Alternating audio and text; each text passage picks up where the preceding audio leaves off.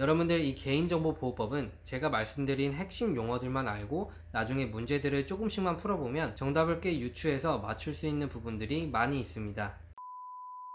안녕하세요. 쉽게 배우는 맞춤형 화장품 메디셀프입니다. 자, 이번 영상은 개인정보보호법인데요. 사실 이 파트는 제가 강의 영상은 따로 제작을 하지 않고 나중에 시험 전에 실전 문제 때 따로 짚고 가려고 하다가 그래도 이 부분이 분명히 출제가 되는 부분이기 때문에 핵심적인 요소를 짧게 정리를 하고 가보려고 합니다. 자, 그럼 바로 시작해 보도록 할게요. 자, 여러분들 그러면 우선 이 개인정보보호법이 왜 필요하냐라고 하시면 이제 당연히 나의 정보가 외부에서 수집이 되고 또 활용됨에 있어서 제 의지와 상관없이 이 정보가 남용되거나 노출되지 않아야겠죠.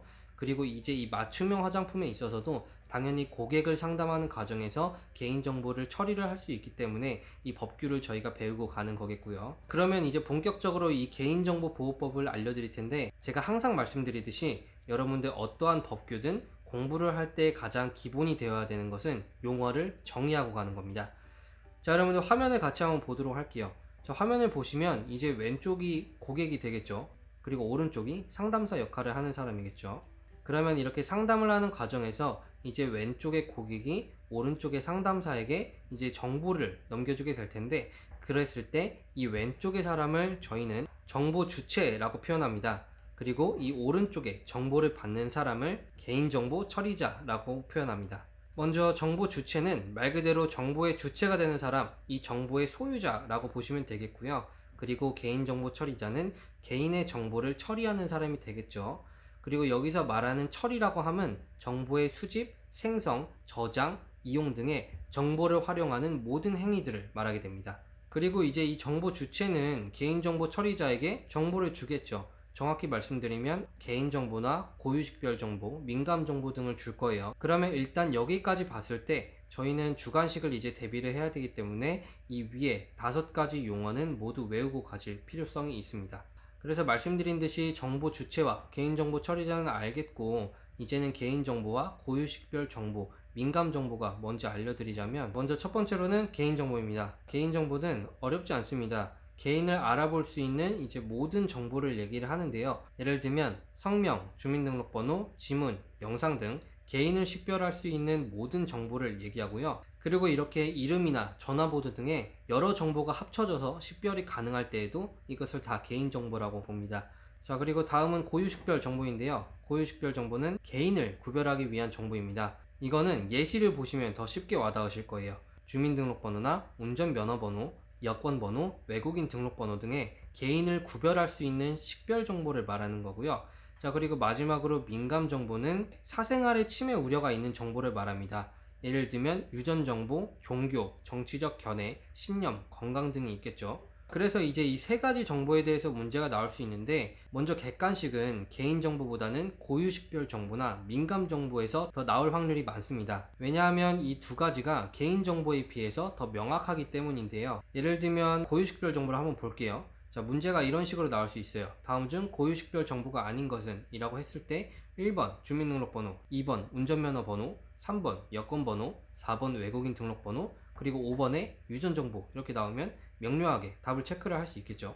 하지만 개인정보 같은 경우에는 이 정보가 개인을 알아볼 수 있는 정보가 아닌가에 대해서는 이제 현실에서 조금 더 사실관계를 따져봐야 하는 경우가 있을 수도 있어요. 자, 그렇기 때문에 이 개인정보 같은 경우에는 주관식에서 괄호 넣기로 이 위에 설명이 이렇게 나왔을 때 여러분들은 개인정보라는 내용을 쓸 수 있는 주관식 정도만 체크할 수 있으면 될 것 같아요. 그래서 다시 돌아와서 이제 정보 주체가 개인정보 처리자에게 개인정보나 고유식별정보, 민감정보 등을 제공을 하는 경우에서 개인정보 처리자는 정보 주체에게 동의를 받고 알려야 되는 사항들이 몇 가지 있습니다. 여러분들도 인터넷에서 회원가입 등을 하다 보면 이런 내용들을 많이 보셨을 텐데 오른쪽이 그런 내용들입니다. 한 가지씩 같이 짚어보자면 첫 번째로 개인정보 수집의 이용 및 목적, 두 번째로 수집하려는 개인정보에 관한 항목, 세 번째로 개인정보에 관한 보유 및 이용기간, 네 번째로는 동의를 거부할 권리가 있다는 사실, 마지막으로는 동의 거부에 불이익이 있을 경우 그 내용에 대한 부분을 알려줘야 됩니다. 자, 이 부분도 충분히 객관식으로 나올 수 있는 부분들이고 한 가지씩 눈으로 담고 가시면 되실 내용들이에요.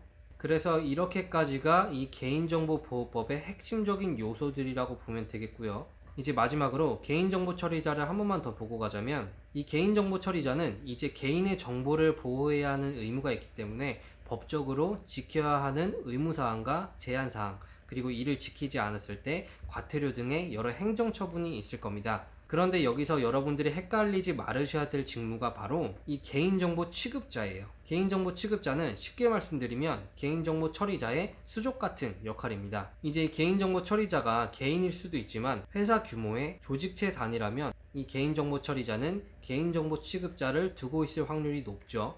예를 들면 시간제 근로자가 될 수도 있고 다른 직원 등이 될 수도 있을 거예요. 그럴 때 이 개인정보 처리자는 감독과 지휘를 해야 되고 이 업무의 역할을 단순하게 수행하는 게 개인정보 취급자입니다. 이게 또 단어를 하나 이렇게 바꿈으로써 문제를 빚고는 함정이 될 수도 있어요. 예를 들면 이런 문제입니다. 개인정보보호법의 개인정보에 대한 설명으로 바르지 않은 것은, 여러분들은 잠깐 일시정지를 하고 풀어주시고 저는 바로 설명을 해드리자면 하나씩 읽어보도록 할게요. 1번, 개인정보를 파괴할 때는 복구되지 않도록 해야 한다. 맞는 말이겠고요. 2번, 개인정보 취급자는 보유기간 경과, 개인정보의 처리 목적 달성 등 개인정보가 불필요하게 되었을 때는 지체 없이 개인정보를 파기한다. 뭔가 맞는 것 같은 내용인데 이 부분이 개인정보 취급자가 아니라 개인정보 처리자가 해야 되는 내용이에요. 아까 말씀드렸듯이 법적인 의무사항이나 제한사항, 이를 지키지 않았을 때 행정처분 등은 개인정보 취급자가 아닌 개인정보 처리자에게 부여가 되고요. 그래서 이렇게 개인정보 취급자와 처리자를 구별을 못하는 사람들은 이제 밑에서 3번이나 4번에 이런 수치가 틀렸나? 이런 것들을 고민하게 되는 겁니다. 자, 여러분들은 이제 확실하게 구별을 하고 가실 수 있으시겠죠? 자, 그래서 정답은 이렇게 2번이고요. 대신에 여러분들 하나만 더 알고 가셔야 될 게, 이 개인정보 처리자는 개인정보 취급자에게 정기적인 교육과 적절한 관리 감독을 실시해야 됩니다.